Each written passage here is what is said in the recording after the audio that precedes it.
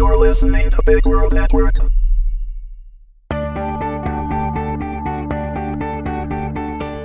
Accidental Passion, Episode 2, Retaliation. Read by Meagan Hedin. Warning! Although there is no material subject matter within that couldn't be found in any general bookstore with no age constraint, this series is rated 18 and contains adult situations and content. It is intended for mature audiences only and should not be read if you are uncomfortable with graphic sexual intimacy. Angela was pissed. This was her second flight from LA to New York City in a week. That alone wasn't what had her so upset. After all, as a PR agent, she spent a good part of her life on airliners. What was the problem was that the only available seat on the red-eye flight had been in economy. To make things worse, the trip shouldn't have even been necessary. The pissant editor at the pissant tabloid was going to pass up an opportunity to put their little checkout counter rag on the map.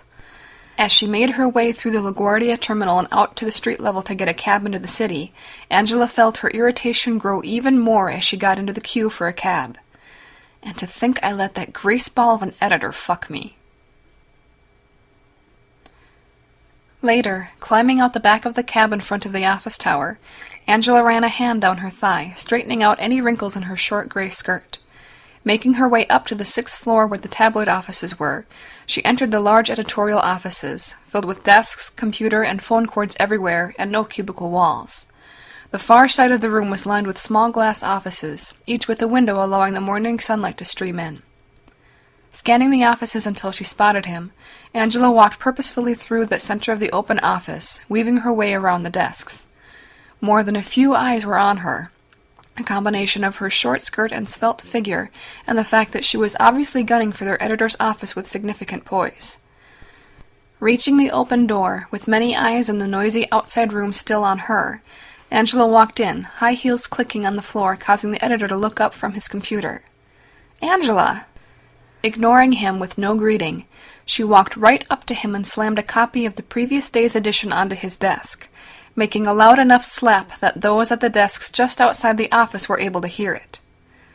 "Listen, I just couldn't run it," the editor stammered. "Too much liability and risk with something like this, even for a tabloid. For God's sake, Angela, there is someone giving him head under a desk in the picture. I can't print something like that." Making every effort not to lower her voice, Angela replied, "You have no balls. This is the thanks I get for letting you fuck me, you slime bag." "You bitch! Keep your voice down," the young editor hissed. "I just can't do it. Release it on the web. Everyone will see it by the end of the day. Now get the fuck out of here," he said, regaining some of his composure. Angela said nothing, still standing. Instead, she focused her eyes directly on his with a cold look on her face. Breaking away from the stare, she calmly and deliberately walked behind his desk and stood directly behind him, resting her hands on his shoulders. She glanced up and smiled, aware that now a good portion of the room just outside was focused on them. "Don't do this. Not in front of everyone," he whispered. "What? Humiliate you?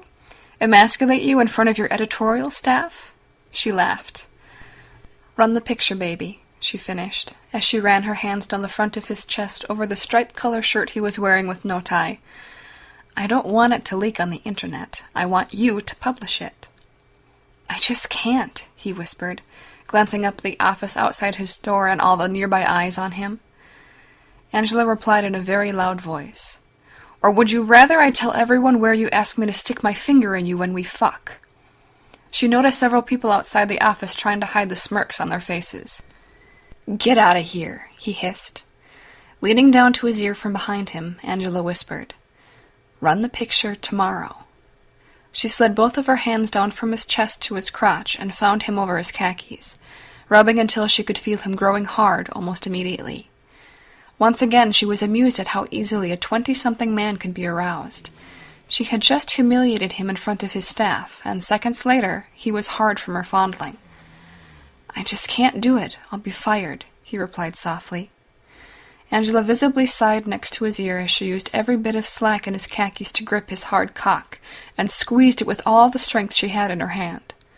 Yelping, the editor shot straight up from his chair, yelling a painful "fuck," as Angela turned to walk calmly out of the glass office. She was acutely aware that virtually every eye in the central office was focused on the managing editor, standing now and wincing in pain with an obvious erection in his slacks.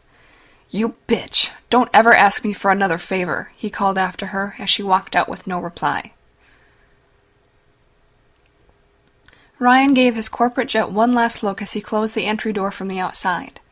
Picking up his overnight bag and chart case, he walked towards the back door of the large hangar, filled with multiple jets. He was tired from his trip to LA and wanted to go home. Digging for his car keys as he made his way outside the door, Ryan was so exhausted he barely acknowledged a man with a ball cap and airport services shirt who brushed past him, grabbing the door before it locked closed and entering the hangar as Ryan left. Spotting his car in the parking lot, Ryan made his way to the trunk and pushed the button on his remote to open it. As he slung his chart case and bag into the trunk, he heard the ticking of a cooling engine from the motorcycle parked beside his car. There was a slight chill in the late spring Detroit air, and Ryan reflected on his gratitude for the warmth of a car for his drive home, especially over a motorcycle. Idly, he wondered who would be such a diehard as to ride one on a day like this.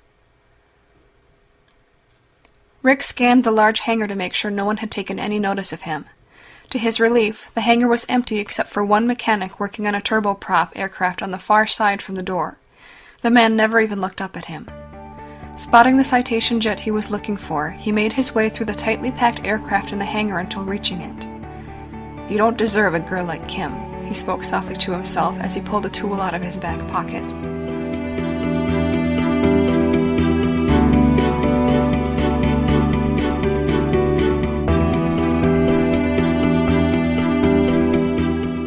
This has been a presentation of Big World Network.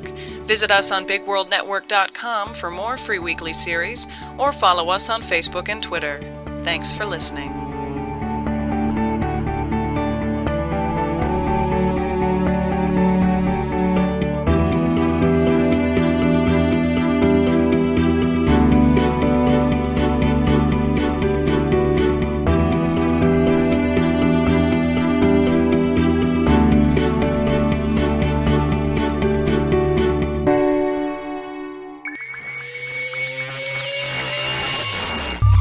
You're listening to Big World Network.